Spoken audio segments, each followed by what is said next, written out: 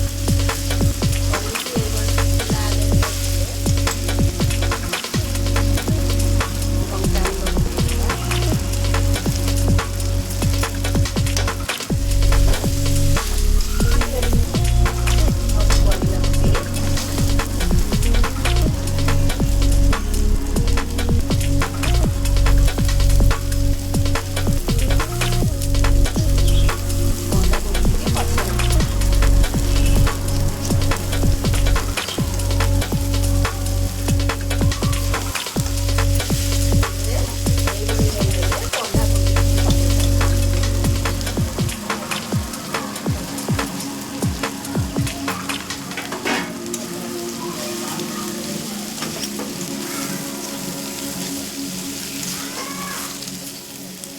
लंका हल्दी गुंड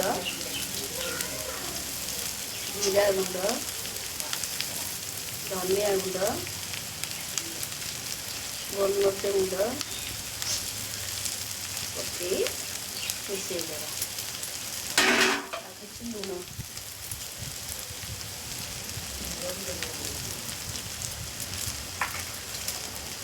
भल भाव घाटी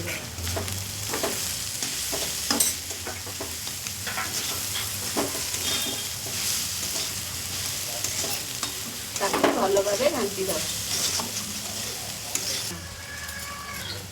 मसला टी कषेगला घोड़े जहाँकि मसला टी भल हम और टेस्टी मसला टी जो भल भाव प्रस्तुत हो गला आसतु आगे देखा मैदा चकुटार रेसिपी। गोटे तसला किसी मैदा नवा स्वाद अनुजाई लुण पकईदेवा आ कि तेल देदेवा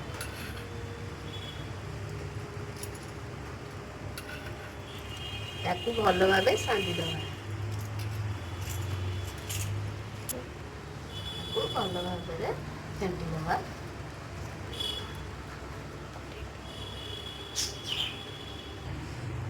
ताकू पानी दे आम भल भाव चकुटीदेवा भल भाव चकुड़ीदेवा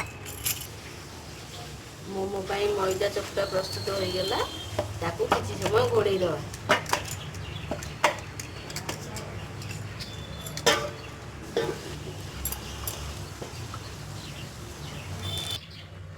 बर्तमान मैदा चकुटाटी प्रस्तुत हो गला चलतु मोमो बनइबा।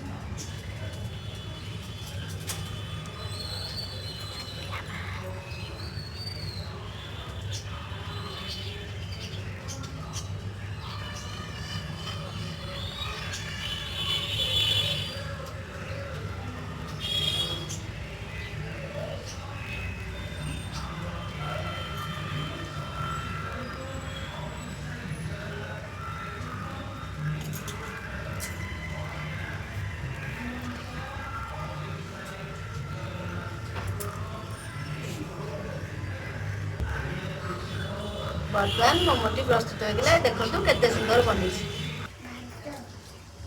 ଏହିପରି ଭାବରେ ସବୁତକ ମୋମୋ ପ୍ରସ୍ତୁତ କରିଦେଇଛି। ବର୍ତ୍ତମାନ ପାଇଁ ମୋମୋଟିକି ଗୋଟି ଗୋଟିକିରି ଥୋଇଦେବା।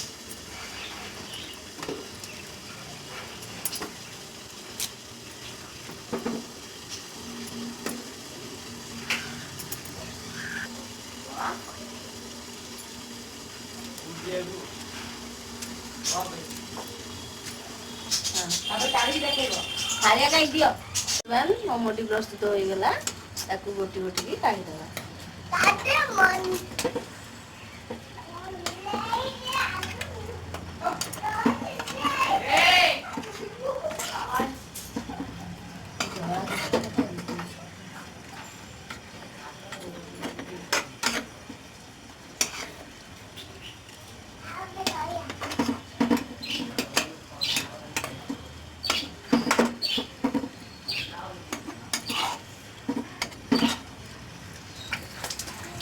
ବର୍ତ୍ତମାନ ମୋମୋଟି ପ୍ରସ୍ତୁତ ହୋଇଗଲା।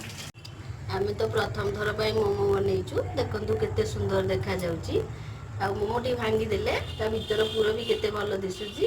ଯଦି ଆପଣମାନଙ୍କୁ ଏ ଭିଡ଼ିଓଟି ଭଲ ଲାଗିଥିବ ଲାଇକ୍ ସେୟାର କମେଣ୍ଟ ଦେବାକୁ ଭୁଲିବେନି ଏବଂ ସବସ୍କ୍ରାଇବ୍ କରିବାକୁ ମଧ୍ୟ ଭୁଲିବେନି। ଆପଣ ଆଗ ଭିଡ଼ିଓ ତ ଦେଖୁଛନ୍ତି ହେଲେ ସବସ୍କ୍ରାଇବ୍ ମଧ୍ୟ କରୁନାହାନ୍ତି। ଏଥର ଦୟାକରି ସବସ୍କ୍ରାଇବ୍ କରିବେ।